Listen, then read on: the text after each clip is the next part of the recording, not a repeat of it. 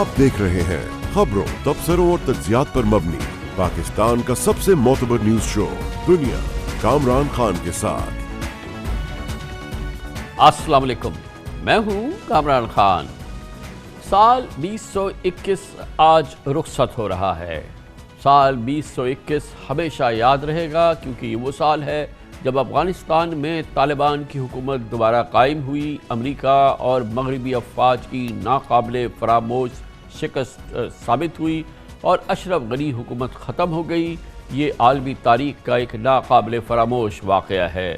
मफरूद या ख़ुद साख्ता जिला वतन साबिक़ सदर अशरफ गनी कल पहली बार अपनी बात उन्होंने कही है। BBC रेडियो 4 को एक इंटरव्यू में अपने फ़रार की मजबूरियों और इत्तेहादियों की बेवफाई की कहानी सुनाई और अफ़गानिस्तान से डॉलर्स और हीरे जवाहरात लेके फ़रार होने के इल्ज़ामात को मुस्तरद किया। अशरफ गनी ने कहा कि 15 अगस्त तक उन्हें अफ़गानिस्तान छोड़ने का गुमान तक नहीं था, लेकिन हालात इतनी तेज़ी से बदले कि उन्हें अपने आबाई वतन को तबाही से बचाने के लिए राह फ़रार इख्तियार करनी पड़ी। कमर्शियल ब्रेक, उसके बाद हम जिक्र करेंगे मिनी बजट का जिक्र है। इसका सबसे बड़ा जो असर आएगा, इसमें कोई दूसरी बात नहीं है, वो होगा गाड़ियों की इंडस्ट्री में। गाड़ियाँ बेपनाह महंगी होंगी। पाकिस्तानियों का गाड़ियों की ख़रीदारी का हनीमून फीवर जो है वो अब ठंडा पड़ जाएगा, इसमें कोई दूसरी राय नहीं है। लेकिन ऑटोमोबाइल इंडस्ट्री को भी इससे धचका पहुँचेगा। इसकी बात करते हैं छोटे से वक्फे के बाद। मिनी बजट की बातें आप सुन रहे हैं। मिनी बजट का जो सबसे बड़ा असर होगा आम आदमी तक तो वो पहुंचेगा, मगर शायद उतना शदीद नहीं जितना पहले तसव्वुर था। लेकिन सबसे ज़्यादा असर और जिस शोबे को वो यकीनन सबसे ज़्यादा हिला के रख देगा वो ऑटोमोबाइल सेक्टर है। गाड़ियों की ख़रीदारी पाकिस्तान ने कई रिकॉर्ड बनाए पिछले कई महीनों से, और ऑटोमोबाइल इंडस्ट्री वो इंडस्ट्री थी जो कि दिन दूनी रात चौगनी तरक्की कर रही थी। उसकी वजह ये थी कि हुकूमती मराद थी, उसका आवाम फ़ायदा उठा रहे थे, सस्ती गाड़ियाँ, कदरे सस्ती गाड़ियाँ मिल रही थी, और इसके नतीजे में हमने एक ज़बरदस्त तूफ़ान देखा गाड़ियों की ख़रीदारी का। इसका नतीजा निकला क्योंकि ये सारा हमारा काम इंपोर्ट बेस्ड होता है, जिसके नतीजे में हमारा जारी खसारे में शदीद इजाफा हो गया। हमारी इंपोर्ट्स हमारी एक्सपोर्ट को दूर कहीं छोड़ गई और इसका बोझ अब हम उठाने के काबिल नहीं हैं। इसलिए फौरी तौर पे पॉलिसी बदलने का फ़ैसला है, और वैसे भी अब हम IMF प्रोग्राम में चले गए हैं और इस किस्म के तायुश की अब मज़ीद गुंजाइश फ़िलहाल नज़र नहीं आती। इसीलिए मिनी बजट के तहत गाड़ियों की कीमतें में अब बड़ा फ़र्क चंद दिनों में आपको नज़र आएगा। हुकूमत ने 5 माह कबल वफाकी बजट में तो गाड़ियों के टैक्सेस में दी गई छूट वापस ली थी, जिसके बाद गाड़ियों की कीमतों में कमी वापस हो जाएगी, और यानी कि जो कमी हो रही थी वो रुक गई और गाड़ियाँ दोबारा महंगी होना शुरू हो जाएंगी। 850 सीसी की अब जो मिनी बजट आया है, इसकी सबसे असर पड़ेगा छोटी गाड़ी पर, जहां पर सेल्स टैक्स 12.5% से बढ़ा के अब 17% किया जा रहा है, जिसकी वजह से गाड़ियां सिर्फ सेल्स टैक्स की वजह से 1.5 लाख रुपए तक महंगी हो जाएंगी। छोटी गाड़ियों की बात है। इसके अलावा गाड़ियों की रजिस्ट्रेशन फ़ीस के एडवांस टैक्स में भी 100% इजाफा हो जाएगा। जैसे कि अभी मैंने आपको बताया, कल वज़ीर ख़ज़ाना शौकत तरीन ने भी अपनी प्रेस कॉन्फ्रेंस में कहा था गाड़ियों में टैक्स इजाफा IMF की शराइत का हिस्सा नहीं, बल्कि करंट अकाउंट और तिजारती खसारे की वजह से गाड़ियों पर टैक्स बढ़ाया गया है। और अगर वो करंट अकाउंट या तिजारती खसारा बढ़ा था तो वो भी हुकूमती पॉलिसीज़ की वजह से बढ़ा था। लेकिन बहरहाल शौकत तरीन साहब कहते हैं, अब बज़ाहिर ये कह रहे हैं कि हमसे गलती हुई। देखिए जी, आपको जो ऑटोस के ऊपर टैक्सेस के ऊपर कोई IMF का ताल्लुक नहीं। इसमें जो हमने रिलीफ दिया था वो रिलीफ जिस तरह इलेक्ट्रिक व्हीकल वगैरह वगैरह पे हैं। अब हमने ये बैलेंस ऑफ पेमेंट की वजह से, ट्रेड डेफिसिट की वजह से, हम जो लग्जरी गाड़ियां हैं उस पर हमने टैक्स बढ़ाने हैं, वो हम बढ़ा रहे हैं और वो इसमें भी आ जाएगा। क्योंकि हो ये रहा है कि लोग जो हैं, जैसे हम लोगों ने वो टैक्स कम वगैरह किए, उन्होंने अपनी गाड़ियां बेचनी, पेट्रोल वाली बेचना शुरू कर दी, इलेक्ट्रिक व्हीकल लेनी जो उनकी वैल्यू बहुत ज्यादा है। तो IMF ने कोई हमें कज्जन इसमें नहीं दी। इस मौजू पे पाकिस्तान में गाड़ियों की कीमतों में एक और हिचकोला बड़ा झटका, इस पर बात करने के लिए हमने दावत दी है जनाब आसिफ रिजवी को, चीफ एग्जीक्यूटिव ऑफिसर है किया मोटर्स के। बहुत बहुत शुक्रिया रिजवी साहब। तो हनीमून इज़ ओवर, एटलीस्ट ऐसा लग रहा है बायर्स के लिए भी और ऑटो जो असेंबलर्स हैं हमारे, उनके लिए भी, at least for the time being, कुछ वक्त के लिए। कमरा साहब, थैंक यू। पहले तो आपने मौका दिया इस मिनी बजट के बाद ओपिनियन लेने का। देखिए, हनीमून तो ऑटोमोटिव इंडस्ट्री में कई दफ़ा आया और कई दफ़ा गया है। ऐसा लगता है कि ऑटोमोबाइल इंडस्ट्री एक पिंग पोंग की तरह है کہ چاہے جب اس کو ادھر سے مار دیں چاہے جب ادھر سے مار دیں. پچھلے صرف 2 سال کے وقفے میں ایف ای ڈی لگا, اے سی ڈی بڑھا 2 سے 7%, پھر ایف ای ڈی ریڈیوس ہوا, پھر اے سی ڈی ریڈیوس ہوا, اب پھر ایف ای ڈی بڑھ رہا ہے.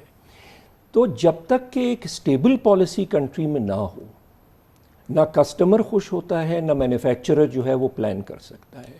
جب ایف ای ڈی کم ہوا, سٹاکس کم تھے, مارکیٹ میں شارٹیج ہو گئی. اب ایف ای ڈی بڑھے گا, مارکیٹ ڈراپ ہوگا, پھر جو مینوفیکچررز ہیں ان کے پاس سٹاک بڑھ جائے گا. تو اس طرح نہ پلاننگ کی جا سکتی ہے, اور نہ جو ہمارے فارن پارٹنرز ہیں ان کی امیج جو ہے کنٹری کے بارے میں وہ یہی ہے کہ دیر از نو فار سائٹڈنس. کیا گورنمنٹ کو جولائی میں یہ نہیں پتا تھا کہ صرف 4-5 مہینے کے بعد یہ کرنٹ اکاؤنٹ ڈیفیسٹ کی پرابلم آنے والی ہے؟ اس وقت پرائسز جو ہیں وہ ریڈیوس ہوئیں, تالیاں بجیں, everybody was very happy, honeymoon شروع ہو گیا. اب جب کرنٹ اکاؤنٹ ڈیفیسٹ کا پرابلم ہوئی, پھر ایف ای ڈی آپ بڑھا دیں, سیل ٹیکس بڑھا دیں, بریک لگا دیں. I mean an industry cannot work like this. اور دوسری چیز یہ ہے کہ آٹو انڈسٹری جو ہے وہ کسی بھی کنٹری کے لیے بہت امپورٹنٹ ہے. آٹو انڈسٹری کو کہتے ہیں mother of all industries.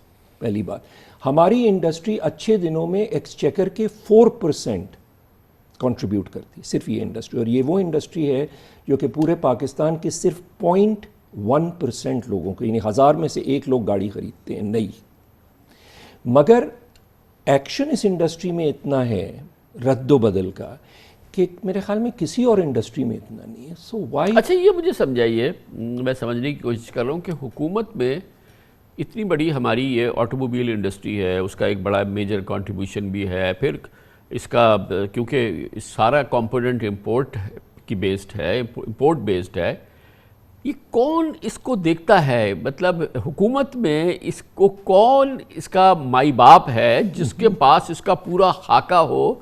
I would imagine کہ اتنی امپورٹنٹ انڈسٹری ہے, اس کا ایک بہت اچھا ایک سیکشن ہوگا, اس میں اچھے پروفیشنلز ہوتے ہوں گے جو long term, mid term, short term policy رکھتے ہوں گے. کون دیکھتا ہے اس پورے نظام کو؟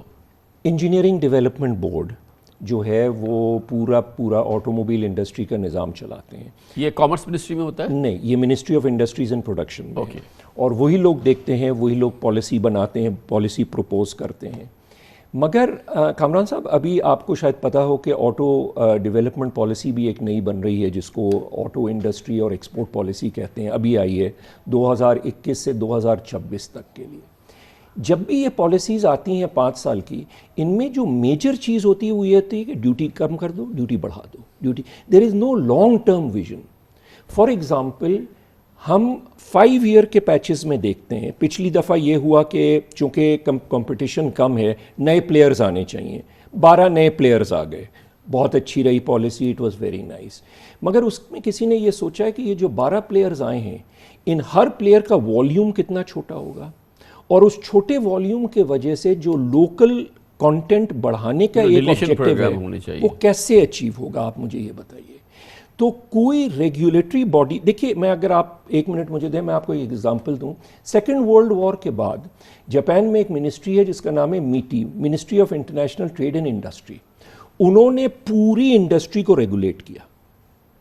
ٹویوٹا اور نیسان گاڑی بنائیں گے, ہونڈا 3 دفعہ گئی ان کے پاس مگر ان کو اجازت نہیں ملی 1960s تک. انہوں نے انڈسٹری کو ریگولیٹ کیا, انہوں نے گلوبل مارکیٹس کو ریگولیٹ کیا. آپ ادھر جا سکتے ہیں, سونی ادھر جا سکتا ہے, توشیبا ادھر جا سکتا ہے. تو آپ یہ فرما رہے ہیں کہ جو ایک بڑا مسئلہ ہے کہ بیسکلی ہمارے ہاں جو یہ آٹو موبائل انڈسٹری ہے یہ بیسکلی اسمبلرز ہیں. جی, آپ لوگ نئے ہیں, لیکن جو لوگ اتنے پرانے ہیں انہوں نے بھی جو ہے, یہ 3 بڑے جو ہمارے جائنٹ ہیں, انہوں نے بھی جو اپنا ڈیلیشن پروگرام ہے, یعنی کہ لا کے جوڑنا, اور جو ہمارا دنیا میں ہوتا ہے انسینٹیو کہ لوکل انڈسٹری اس کے ساتھ شامل ہو, ڈیلیشن پروگرام ہو, امپورٹ کانٹینٹ کم سے کم ہو, وہ نہیں ہوا. اور ظاہر ہے کہ ڈیمانڈ اتنی بڑھتی گئی کہ اس پہ اس قسم کے ان امیجنیبل پروفٹس جو آن منی اور یہ ساری چیزیں ہوئی ہیں.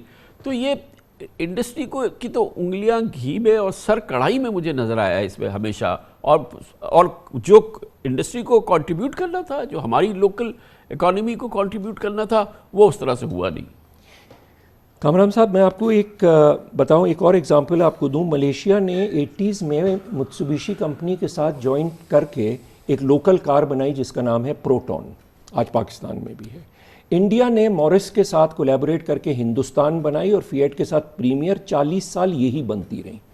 انڈسٹری اسٹرینگتھن ہوئی, لوکلائزیشن بڑھا. پاکستان میں کوئی ویژن نہیں ہے لوکل کار بنانے کا. ہماری کمپنی نے ایک اس دفعہ پروپوزل دیا تھا کہ آپ لوکل کار کو پروموٹ کرنے کے لیے انسینٹیوز دیں. فرسٹ ڈرافٹ میں انکلوڈ کیا گیا وہ پروپوزل, سیکنڈ ڈرافٹ میں ریموو کر دیا گیا. جو پالیسی بنی ہے اس میں دیر is know for sightedness. Duties ہم کر دیں, گاڑیاں بکنی شروع کر دیں گے, بڑھا دو رک جائیں گی. But where is the vision? کیا will we ever make a local car, یا ہم ہمیشہ دوسروں ہی کی گاڑیاں یہاں بناتے رہیں گے؟ یہ ایک بہت بڑا سوال ہے. جب لوکل گاڑی بنے گی, خاص طور پہ چھوٹی, کاسٹ کم ہوگی, انڈسٹری بڑھے گی. This is a vision. I mean we are, auto industry ہماری ویژن لیس ہے. I mean I am very sorry to say, and I am sure کچھ لوگ اس کا برا مانیں گے, it's visionless. There is no long term. اور حکومت کی ذمہ داری ہے اوبیسلی اس سلسلے میں. بالکل ہے. دیکھیے لوکلائزیشن کا بہت ذکر ہوتا ہے. ہمارے ملک میں کیا لوکلائزیشن ہے؟ ہم کرتے یہ ہیں کہ لوکلائزیشن کا مطلب ہے امپورٹ سبسٹیٹیوشن. امپورٹ سبسٹیٹیوشن میں اگر ہم ایک لوکل چیز بنائیں تو اٹس کالڈ امپورٹ سبسٹیٹیوشن. اگر ہم کمپوننٹ کو اسمبل کر کے او ای ایم کو دے دیں, اٹس ناٹ. میں آپ کو ایک ایگزامپل دوں. یہ پرزا ہے گاڑی کا, یہ پرزا امپورٹ ہو رہا ہے, ہم اس کو لوکلائز کرتے ہیں. بہت سمپلسٹکلی اگر ہم اس کو نکال کے جوائن کر دیں اور لوکل مارکیٹ سے خریدیں, لوکل ہو گیا. It's not local, it is still imported. اس کا پھر بھی ڈالر خرچ ہوگا. سو ٹرو لوکلائزیشن اس ملک میں بہت لو ہے. ہمارے ملک میں کوئی خام مال نہیں بنتا ہے, steel, copper, aluminium, resin, nothing. ہم کیسے ٹرو لوکلائزیشن اچیو کریں گے؟ بہت بہت شکریہ آصف رضوی صاحب, سی ای او کیا موٹرز ہمارے ساتھ موجود تھے. کمرشل بریک, اس دوران نیوز ہیڈ لائنز دیکھیں, اس کے بعد ہم اپنے پروگرام کے باقی حصے کے ساتھ واپس آتے ہیں. سال 2021 کا آغاز ہو رہا ہے اور ہماری دعا تھی, خواہش تھی کہ پاکستانیوں کے لیے کوئی شاندار خوشگوار خبر ان کی خدمت میں پیش کریں. افسوس کی بات یہ ہے کہ فی الحال ایسا ممکن نہیں ہے, اور وہ مہنگائی جو پاکستانیوں کا سب سے بڑا مسئلہ رہا گزرتے سال 2021 کا, وہ سلسلہ اب جاری رہنے والا ہے. سال 2022 کے کم از کم ابتدائی چند مہینوں میں اس مہنگائی میں ہم مزید اضافہ دیکھیں گے, جو کہ پاکستانیوں کی سب سے بڑی تشویش رہی گزشتہ سال کی. مہنگائی میں مزید اضافہ یقینی ہے, فوری طور پہ اس میں کمی کا امکان نہیں ہے, اس لیے آپ کو اس کے لیے تیار رہنا چاہیے. آئی ایم ایف کی شرائط کے تحت حکومت نے 140 سے زائد اشیاء پر یکساں 17% جنرل سیلز ٹیکس لگا دیا ہے. کل قومی اسمبلی میں بل پیش بھی ہو گیا ہے, اور 343 ارب روپے کے جو ٹیکسز کی چھوٹ تھی وہ واپس لی جائے گی, اور اس مجوزہ قانون کو اور اس کے اتحادی منی بل کا نام دے رہے ہیں, جبکہ اپوزیشن اسے منی بجٹ کہہ کے پکار رہی ہے. یقیناً جب 343 ارب روپے کی جو ٹیکس برات تھی وہ ختم ہو جائیں گی, حکومت کو وہ کہیں سے اثرات ظاہر عوام تک پہنچیں گے, بالآخر عوام تک پہنچیں گے, اور بہت سی ایسی اشیاء پر کیونکہ ٹیکس کی چھوٹ ختم ہو رہی ہے, جس سے ملک کا متوسط طبقہ بلکہ غریب عوام بھی متاثر ہوں گے. گو کہ حکومت اس کی تردید کر رہی ہے, مگر یقیناً ہمیں علم ہے کہ فوری طور پہ اس کے اثرات ہم دواؤں میں دیکھ سکتے ہیں, بیکری کی اشیاء میں دیکھ سکتے ہیں, چکن, نمک, پیکٹ کے مسالہ جات, سیریلز, بچوں کے دودھ, computers, mobile phone, cellular companies کے موبائل فون کارڈ.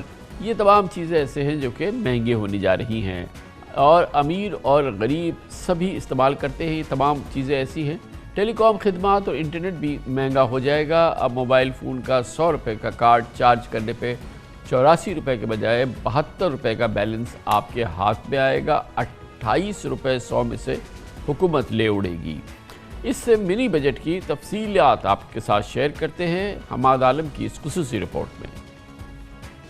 اس منی بجٹ میں جس میں روزمرہ کے کھانے پینے کی اشیاء پہ بالخصوص ڈیری کے اوپر 17% سیلز ٹیکس لگا دیا گیا. اس ٹیکس لگانے کے بعد جو 100 روپے کی چیز ہے وہ 117 روپے کی ہو جائے گی. دہی, مکھن, لسی, انفنٹ فارمولا, بچوں کی نشو و نما کے لیے جو دودھ بچے مائیں پلاتی ہیں وہ سب مہنگی ہو جائیں گی. اس دفعہ فرسٹ ٹائم یہ ہوا ہے کہ جی بیکری میں جو بریڈ, رس, جو اس قسم کی چیزیں, شیرمال نان جو بھی بنتے ہیں اس پہ بھی سیل ٹیکس لگا دیا گیا. تو میری گورنمنٹ سے ریکویسٹ ہے کہ کم سے کم اس پہ ضرور ختم کیا جائے. پرائس تو یقینی طور پہ انکریز ہوگی. 7.5% پہلے ہمارا سیل ٹیکس کا ریٹ تھا, اب 17% ہو گیا ہے. تو ان پٹ ہمیں اتنی ملے گی نہیں, تو یقینی طور پہ اس کا کچھ نہ کچھ افیکٹ آئے گا. گرینڈ پیرنٹ ہے جس کے بغیر مرغی کی صنعت چل نہیں سکتی, اس پہ 17% لگا دیا ہے. تقریباً 450 روپے کی ویکسین اور میڈیکیشنز دی جاتی ہیں پیرنٹ اسٹاک کو, اس کے اوپر 17% بڑھ گیا. جو فیڈ انگریڈینٹس ہیں اس کا جو پر ٹن کاسٹ آ رہی ہے 17% کی, وہ 6192 روپے کاسٹ آ رہی ہے. 6192 روپیز کاسٹ آ رہی ہے اس کی سیل ٹیکس کی. انڈسٹریاں پہلے جو ریفنڈ میں زیرو ریٹڈ تھیں, جن میں ٹیکسٹائل اور دوسری, وہ کس طرح خوار ہوتے ہیں ریفنڈ لینے میں, یہ سب کو پتہ ہے. اور شنید یہی ہے کہ بھائی 20 to 30% کا ریٹ چلتا ہے ریفنڈ لینے. انڈسٹری کو کیش فلو کا مسئلہ ہوگا, اور ٹیکس کی وجہ سے ان کو تھوڑے سے مسائل پیسے کے ہوں گے. اب کتنی پروڈکٹ اس کے بعد شارٹ ہوتی ہیں, قیمتیں بڑھتی ہیں یا نہیں بڑھتی. کپڑے ہیں, جوتے ہیں, برانڈیڈ چیزیں ہیں جس میں ٹیکسٹائل اور لیدر کے پروڈکٹ شامل ہوتے ہیں.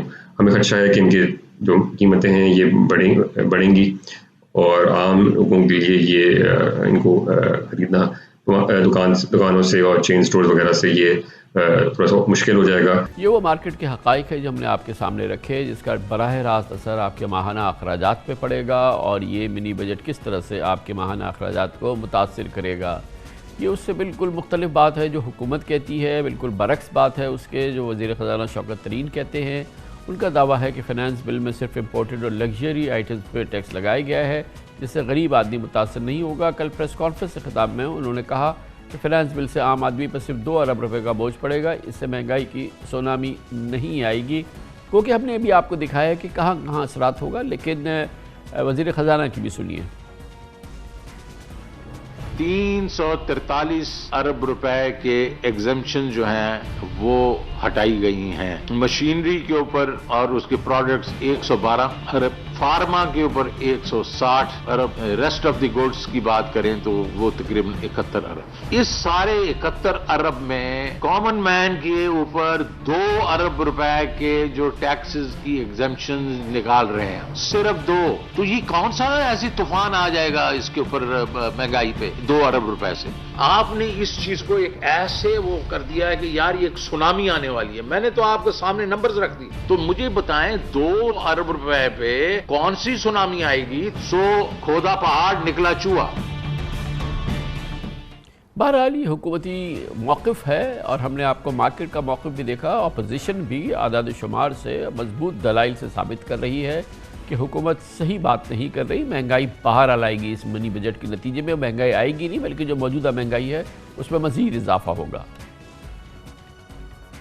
350 ارب روپے کے نئے ٹیکسز مزید مہنگائی لے کر آئے گا. حکومت یہ صحیح سمجھتی ہے کہ ننھے معصوم بچوں کی انفنٹ فارمولا کے اوپر سیل ٹیکس لگا دینا چاہیے, سیریلز کے اوپر ٹیکس لگا دیا. حکومت یہ سمجھتی ہے کہ دہی اور ملک پاؤڈر کے اوپر سیل ٹیکس لگا دینا چاہیے. حکومت یہ سمجھتی ہے کہ مرغی کھانے پینے کی چیزوں کے اوپر ٹیکس لگا دینا چاہیے. جو آپ بیکری سے ڈبل روٹی لینا چاہتے ہیں اس کے اوپر عمران حکومت سمجھتی ہے کہ ٹیکس لگا دینا چاہیے. 17% ٹیکس لگا دینا چاہیے. ادویات کے اوپر 100 ارب روپے کے اوپر کا ٹیکس لگا دیں. ہر دوائی کے ایکٹیو انگریڈینٹ کے اوپر اب ٹیکس لگے گا. کھانے پینے کا تیل جو آج 400 روپے کلو ہے اس پہ مزید ٹیکس لگا دیا. لال مرچ کے اوپر ٹیکس لگا دیا. موبائل فون کے اوپر انکم ٹیکس بڑھا دیا, ڈبل کر دیا موبائل فون کے اوپر انکم ٹیکس. سونے کے اوپر, چاندی کے اوپر 1% ٹیکس تھا, اس کے اوپر آپ نے 17% ٹیکس لگایا, تو کیا ہوگا؟ لا قانونیت بڑھے گی.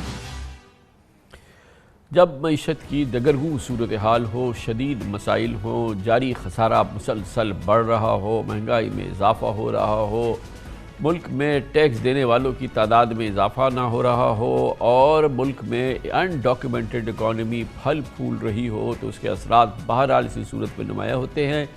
اس کی مزید تشریح لیتے ہیں, تجزیہ لیتے ہیں, ایکسپرٹ اوپینین ہمیں دیں گے. محترم اکبر زیدی ہمارے ساتھ موجود ہیں, ماہر معیشت بھی ہیں, ایگزیکٹو ڈائریکٹر بھی ہیں institute of business administration IBA کے. بہت بہت شکریہ زیدی صاحب. جب ملک کی معیشت اس صورتحال سے گزر رہی ہو, اس انداز کے جاری خسارے ہوں, امپورٹ ایکسپورٹ ٹوٹلی آؤٹ ہو جائے ان کے ریشوز, اور پھر ملک میں اس لیول کی انڈاکیومنٹڈ اکانومی ہو, بڑھ بھی رہے ہوں جو ہمارے محصولات یا ہمارے ریونیوز ہیں وہ بھی اس کا جی ڈی پی کے ساتھ ریشو جو ہے وہ بالکل آؤٹ ہو، تو یہ صورتحال تو ہوتی ہے. اس میں مطلب حکومت کے پاس اس کے علاوہ کوئی چارہ اس وقت نہیں تھا کہ وہ آئی ایم ایف پروگرام میں جا رہی ہے اور یہ تمام ایگزمپشنز جو مرات ٹیکس کی حاصل ہیں ان کو ختم کرے.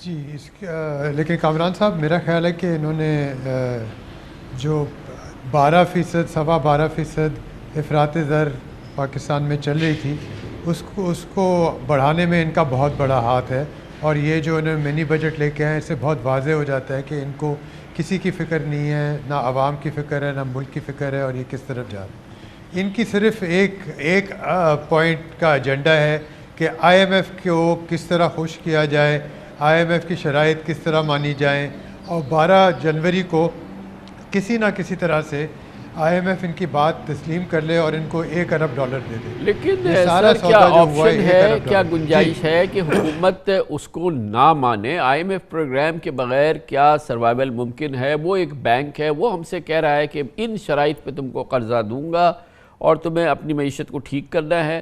ہمارے پاس آپشن تو نہیں ہے اس کو. اگر آئی ایم ایف کی شرط کو تسلیم کرنا ہے تو یہ ہم پہ لازم ہے.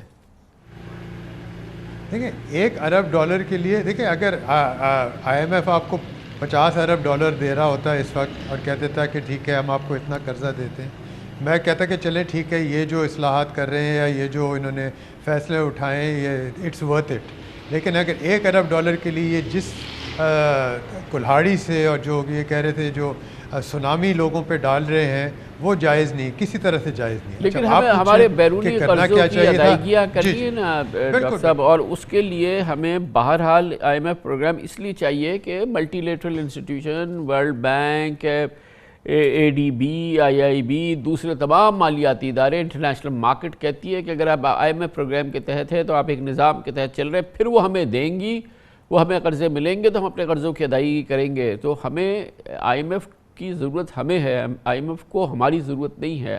ہمارے پاس کوئی چوائس نہیں تھی.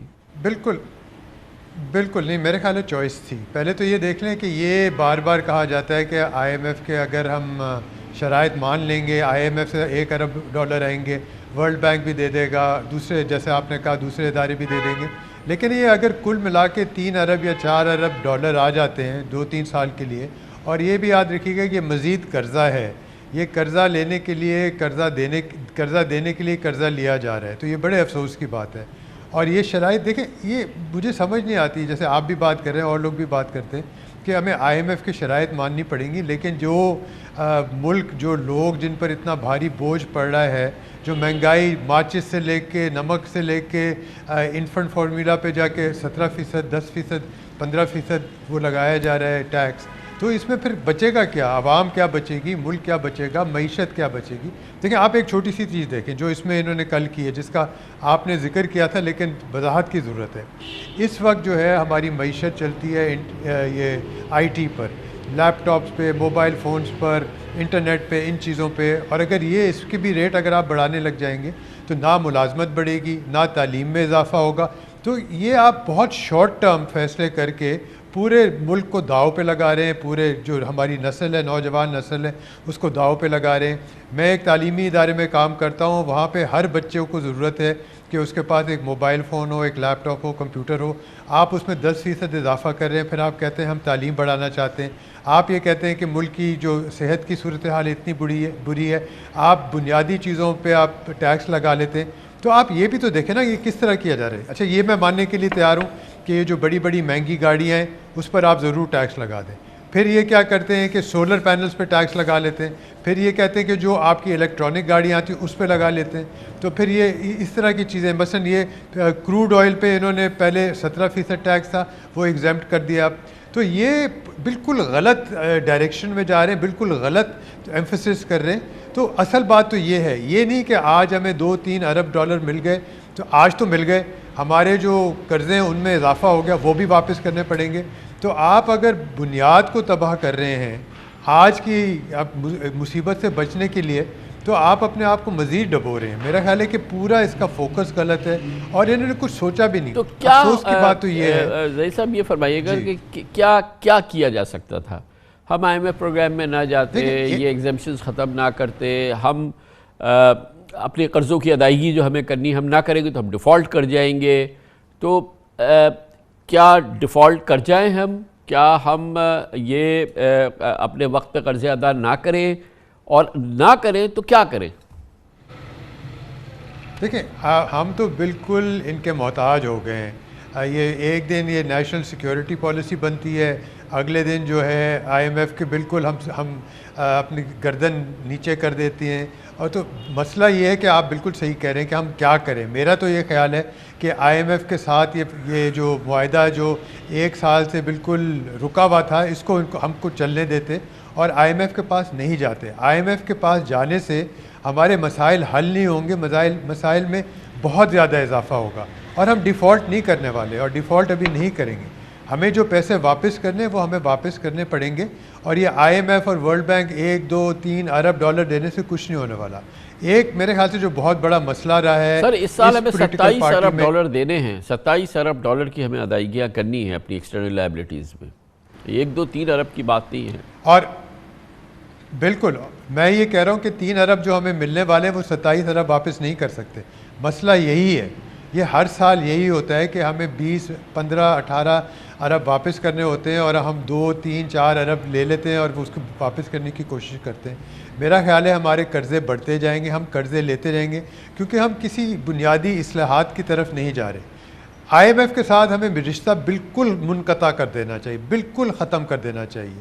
سب سے پہلی چیز اس حکومت کو یہ کرنی چاہیے کہ یہ جو اپوزیشن کی پارٹیز ہیں ان کو مل کر بات کریں، کہیں کہ یہ دیکھیں آج یہ حکومت میں ہے، 1.5 سال کے بعد کسی کو نہیں پتہ کون سی گورنمنٹ آئے گی. مل کر بات کریں اور یہ مستقبل کی بات کریں.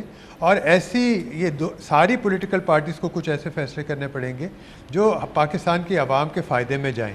یہ آج کا فیصلہ تو ہو گیا، آئی ایم ایف کو خوش کر دو، 12 جنوری کو 1 ارب اور 3 اور 4 ارب مل جائیں گے. لیکن اس سے جو مزید نقصان ہوگا اس کا کون پورا کرے؟ سیاسی جماعتیں کب کریں گی سر یہ جو کیش ان سرکولیشن ہے، جو کہ ہر چیز ہم کیش سے لے رہے ہیں، کیش سے دے رہے ہیں، کیش خرید رہے ہیں، کیش گھر میں رکھ رہے ہیں، کیش کچھ گھما رہے ہیں. کیش کی وجہ سے ہمارا جو tax to G D P ratio ہے وہ ابھی بھی بڑھنے کے باوجود جو ہے وہ ڈیزاسٹرس لیول پر ہے. تو یہ کیسے اس سے چھٹکارا کیسے حاصل کریں؟ جب تک اتنی میسو کیش انڈاکیومنٹڈ اکانومی ہوگی تو اس کے یہ ابراز اور یہ جو اس کے ناصور ہیں تو نمایاں ہوتے ہی رہیں گے نا. نہ صرف کیش بلکہ ڈالر والے کیش. آپ بالکل صحیح کہہ رہے ہیں کہ جن لوگوں کے پاس کچھ روپے تھے انہوں نے جلدی سے ڈالر خرید لیے کیونکہ ان کو پتہ ہے ڈالر کا ریٹ بھی آگے جائے گا، اگلے 3-4 مہینے میں جائے گا، شاید اگلے ہفتے نہیں، 2 ہفتے میں نہیں، لیکن آگے جائے گا. ڈاکیومنٹیشن بہت ضروری ہے، اس کے بغیر کچھ نہیں ہو سکتا، ملک آگے نہیں بڑھ سکتا. اور آپ بالکل صحیح کہتے ہیں، مجھے اس سے کوئی اختلاف نہیں ہے کہ ہر جگہ ڈاکیومنٹیشن ہونی چاہیے، ہر جگہ پکڑنا چاہیے، ہر جگہ ٹیکس جو لاگو کیے ہیں وہ جمع ہونے والے کرنے چاہیے. لیکن یہ ایک بہت بڑا مسئلہ ہے اور پولیٹیکل پارٹی ساری سمجھتی ہیں، سب جانتی ہیں. آج کل تیزی ہے، بات چیت نہیں ہو رہی، اختلافات زیادہ ہیں، نو کانفیڈنس موشن کی باتیں ہو رہی ہیں. تو یہ ظاہر ہے سیاست بھی ہوتی ہے، اقتصادی صورتحال بھی ہوتی ہے. سیاست آتی جاتی رہتی ہے لیکن اقتصادی صورتحال صرف ایک رخ میں جا رہی ہے، وہ نیچے کی طرف جا رہی ہے کیونکہ اس پہ کسی کا کوئی کنسنسس بھی نہیں. کیا یہ جو بار بار چارٹر آف اکانومی کی بات ہوتی ہے اور چارٹر آف اکانومی جمہوریت میں جہاں پر ظاہر ہے کہ ایک میسو خلیج ہوتی ہے اپوزیشن اور حکومت کے درمیان، لیکن کیا ہمارے پاس دنیا میں ماڈلز ایسے ہیں کہ جہاں پر ممالک نے کم از کم معیشت کے معاملے پہ یا کلیدی قومی سلامتی کے معاملوں پر ایک دوسرے کے ساتھ اپوزیشن اور حکومت نے کسی ایک صفحے پر وہ رہے ہوں، یا کوئی ان کا kind of charter of economy یا چارٹر آف نیشنل سیکیورٹی ہو؟ کیا ہمارے پاس اس قسم کے ماڈلز ہیں دنیا میں؟ ہر جمہوری حکومت ملک میں حکومتیں آتی ہیں جاتی ہیں، لیکن ان کی اقتصادی پالیسی چلتی رہتی ہے.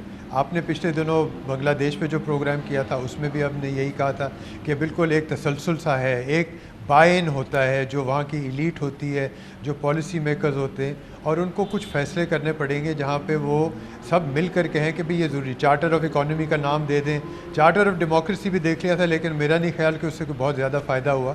ایک اچھی کوشش تھی, شروع ہوئی, اس کے بعد بہت ساری وجوہات کے بنا پہ وہ ختم ہو گئی.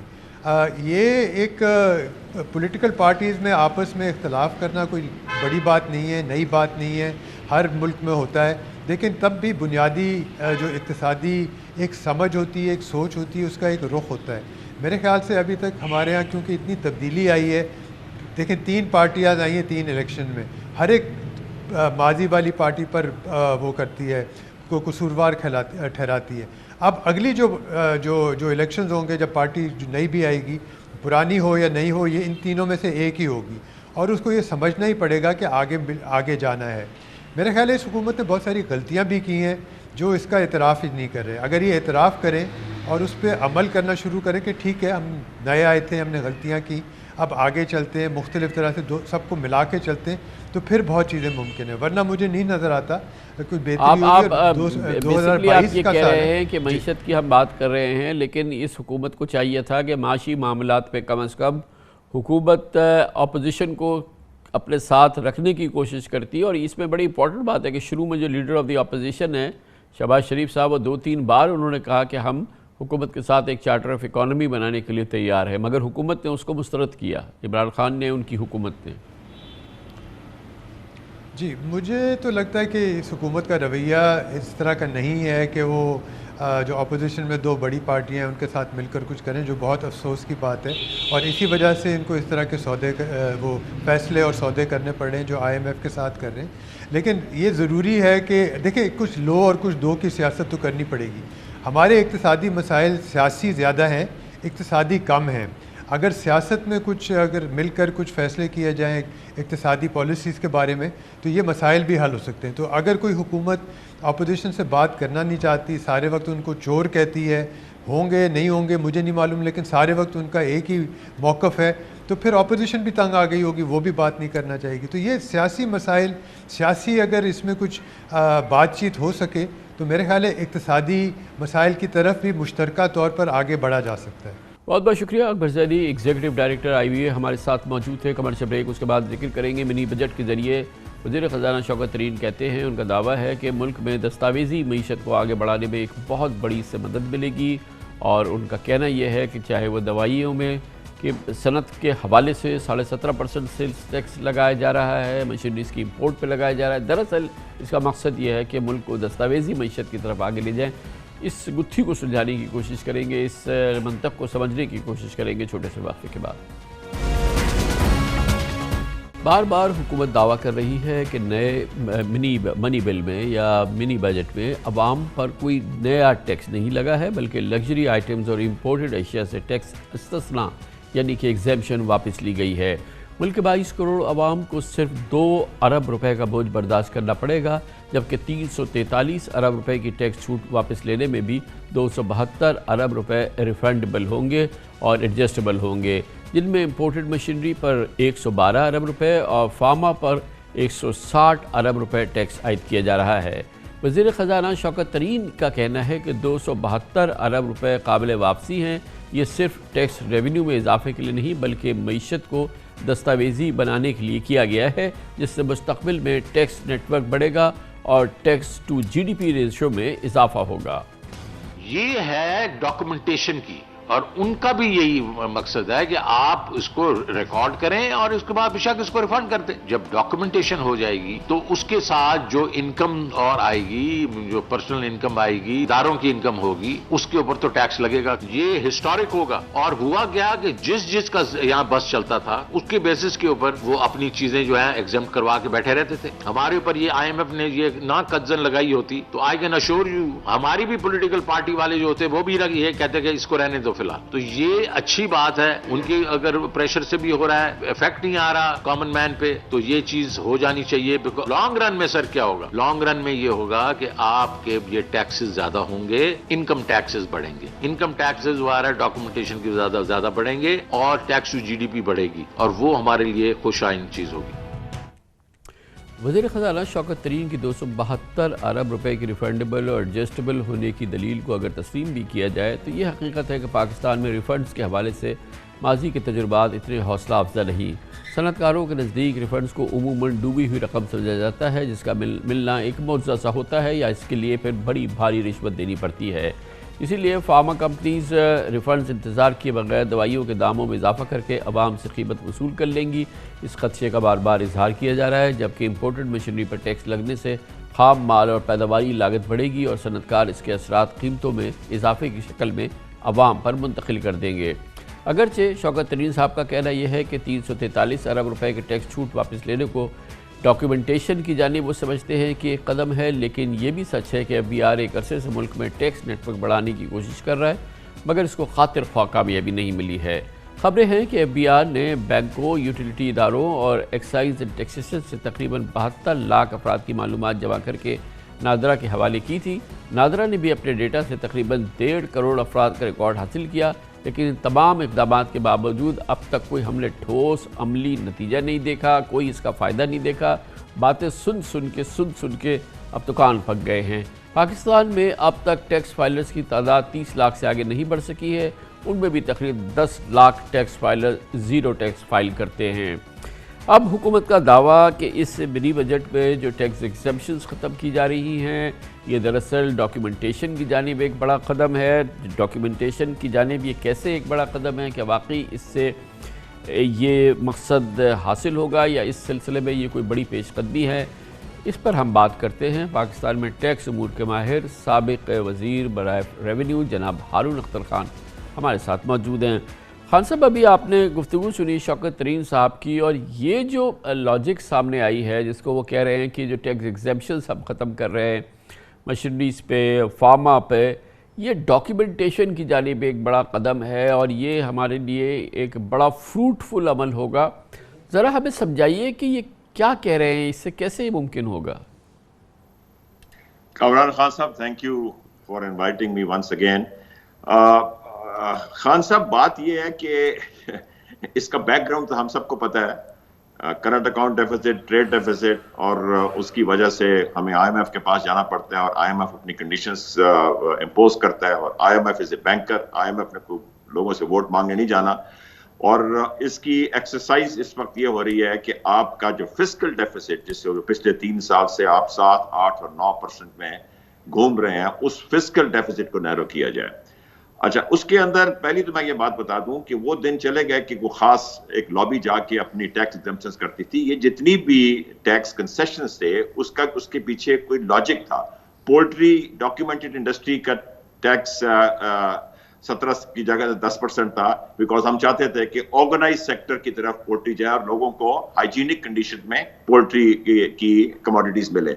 इसी तरह मिल्क के प्रोडक्ट से उसके ऊपर रिड्यूस टैक्स था, रादर देन गवाले की अनहाइजीनिक दूध के ऊपर डिपेंडेंस हो, पैकेज मिल्क के ऊपर हो। मशीनरी के ऊपर ये सारे कंसेशन दिए गए थे टू इंसेंटिवाइज मशीनरी, PMR, ताकि लोग प्रोडक्शन करें। पाकिस्तान की एक बहुत बड़ी प्रॉब्लम है, क्यों हमारी ट्रेड डेफिसिट होता है, क्यों हमारा करंट अकाउंट डेफिसिट होता है, क्योंकि हमारी मैन्युफैक्चरिंग बेस बड़ी स्क्वीज कर गई है। रिफाइंड स्टील तो हम बना नहीं सकते, 50 साल से हम मोटरसाइकिल बना रहे हैं मगर उसका इंजन तो हम बना नहीं सकते। हर चीज पे हमें इंपोर्ट करना पड़ता है। चाइना से हमने FTA 1 और फ्री ट्रेड एग्रीमेंट 2 साइन कर दिया। 70% गुड्स हम चाइना से ड्यूटी फ्री या 5% पे मंगवा सकते हैं। पाकिस्तान में कौन इंडस्ट्री लगाएगा?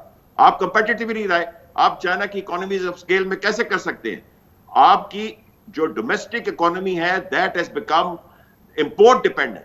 आप पहले तो 3 साल में करंट अकाउंट डेफिसिट में पहुंचे थे, इस दफा आप 3 महीने में पहुंचे हैं। क्यों? क्योंकि आपकी ज्यादातर इंपोर्ट जो है वो एक्सपोर्ट्स के लिए नहीं हो रही, वो जो डोमेस्टिक इकोनॉमी को केटर करने के लिए हो रही है, उसकी कंजम्पशन के लिए हो रही है। आपका सवाल जो ये है, देखें, जिस चीज पे पहले टैक्स लगा हुआ है या विदहोल्डिंग टैक्स लगा है या सेल्स टैक्स लगा हुआ है वो तो डॉक्यूमेंटेड है। अगर वो आप बढ़ाएंगे तो दैट विल बी इन्फ्लेशनरी। जो चीज ऑलरेडी अनडॉक्यूमेंटेड है और उसको डॉक्यूमेंटेड सेक्टर में लेके आ रहे हैं, इन्फ्लेशन कॉज करेगी बट वो डॉक्यूमेंट हो जाएगी। फॉर एग्जाम्पल, आप जाते हैं दुकान से एयर कंडीशनर लेते हैं, वो सेल्स टैक्स इनवॉइस नहीं काटता।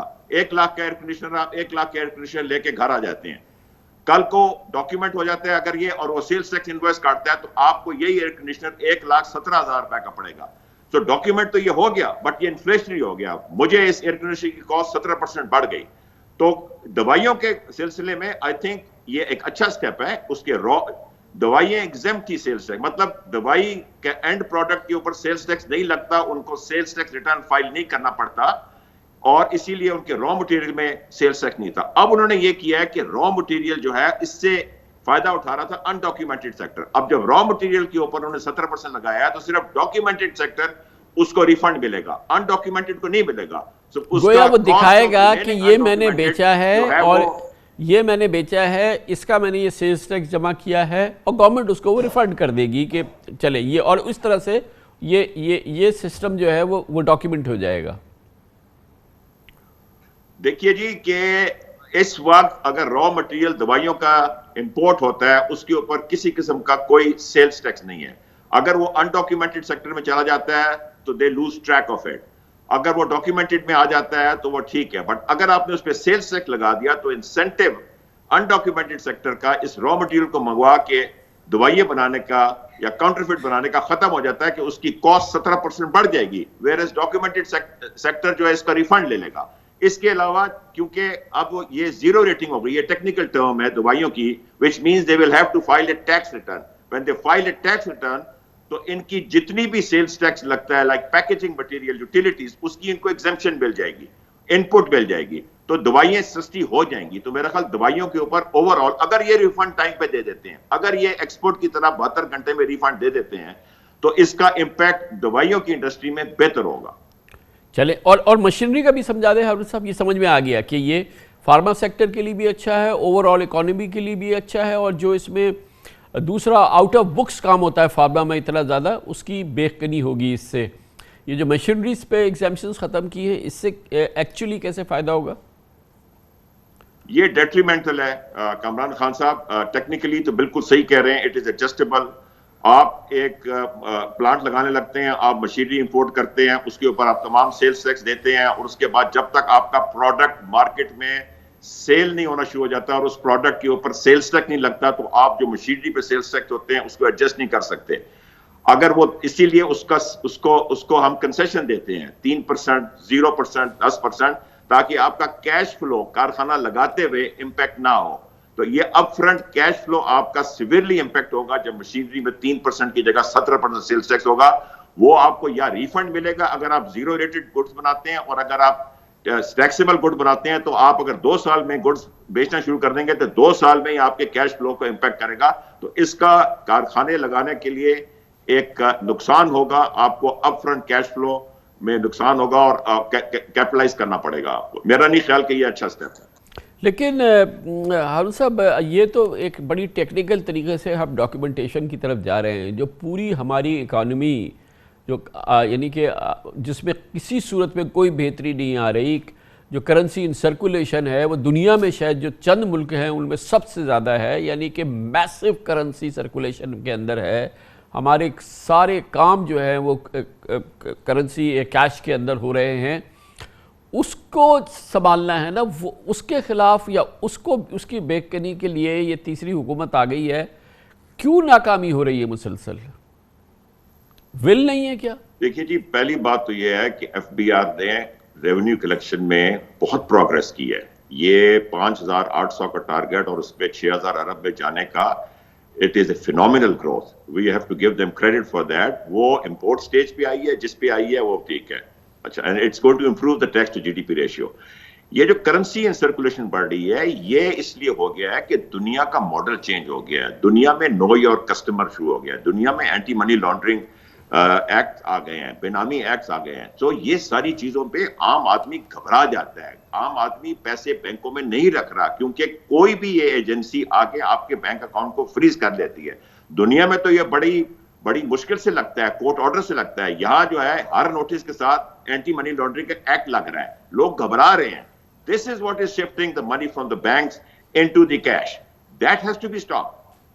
लेकिन अगर इस कैश का कोई इस्तेमाल जिस तरह से होता है हमारी सोसाइटी में, हमारे मुल्क में, उस पे कोई उसकी बेकनी हो या उसके लिए रुकावटें हो, वो मुश्किल हो, वो इतना आसान ना हो, तो कैसे लोग इतना कैश रख के क्या करेंगे उसका, जब कोई उसका इस्तेमाल ही नहीं है। यहाँ तो वो घर खरीदते हैं, ज़मीन खरीदते हैं, सोना खरीदते हैं, दुनिया के में जिस किस्म की भी अपनी अखराजात हैं वो उस कैश से करते हैं। तो वो हमारा तो निज़ाम इस कैश से भी चल रहा है ना, खाली इसलिए वो कैश नहीं सर्कुलेशन में है कि वो घबरा रहे हैं कि एंटी मनी लॉन्ड्रिंग की वजह से होगा।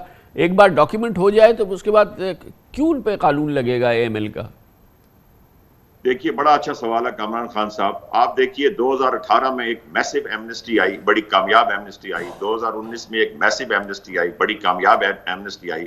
और उसके बाद 2020 के अंदर रियल एस्टेट एमनेस्टी आई, तो उसमें भी अरबों रुपया बीच में वाइट हो गया। इसका मतलब है कि पहली 2 एमनेस्टीज के बाद फिर भी इतना कैश जनरेट हो गया। अब बात यह है कि people generate cash, use cash and wait for the next amnesty.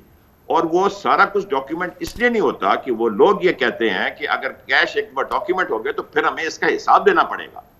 तो वो फिर कैश एक एमनेस्टी में डिक्लेयर करके दे wait for the next amnesty, और उस एमनेस्टी के लिए फिर वो करते हैं। मसला ये है, people have to learn that once they document then they have to पे taxes on the tax on that cash.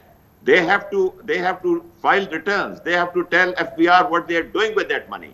उन्होंने जो कुछ भी खरीदा है अगर बैंक में रखा है तो उस पे इंटरेस्ट पे टैक्स लगेगा। We have to get used to that. वो होगा, बहुत रिजीम चेंज हो रही है और आहिस्ता आहिस्ता लोग इसमें आएंगे, ओवरनाइट नहीं आएगा, इट विल टेक इयर्स। और बहुत ज्यादा सख्ती हमें नहीं करनी चाहिए। Give them time to get used to that. There are to many acts all of a sudden लोगों के ऊपर आ गए हैं, घबरा गए हैं। आहिस्ता आहिस्ता ये बेहतर होती जाएगी। थैंक यू सो मच, बहुत बहुत शुक्रिया। हारून अख्तर खान साहब हमारे साथ मौजूद थे। इसके साथ ही हमारे आज के प्रोग्राम का इख्तिताम होता है। सैटरडे संडे की हफ्तावार तातील के बाद पीर को इंशाल्लाह आपसे मुलाकात होगी। पीर तक के लिए कामरान खान को इजाज़त। अल्लाह हाफ़िज़ नासिर।